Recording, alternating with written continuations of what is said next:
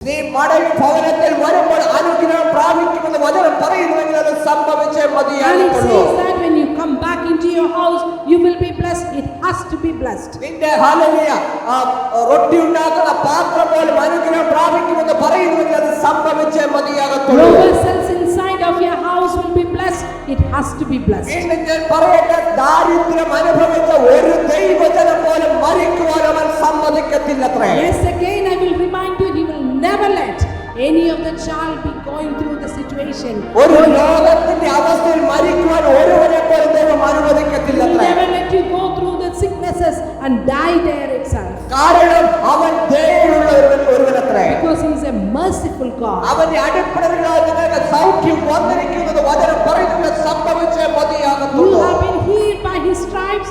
It has to be happened. എന്നാൽ ഭൗതിക വിടുതലിന് മുന്നേ തന്നെ ആത്മീക വിടുതൽ പ്രാധാന്യം അർഹിക്കുന്നതത്രേ. Before you get into the materialistic or physical deliverance, spiritual deliverance is very important. അവന്റെ ദൈവത്തിന്റെ ശബ്ദം കേൾക്കുവാൻ നിന്റെ ഹൃദയത്തിന്റെ അടഞ്ഞു കിടക്കുന്ന വാതിലുകൾ തുറന്നേ മതിയാകത്തുള്ളൂ. Listen carefully the voice of the Lord.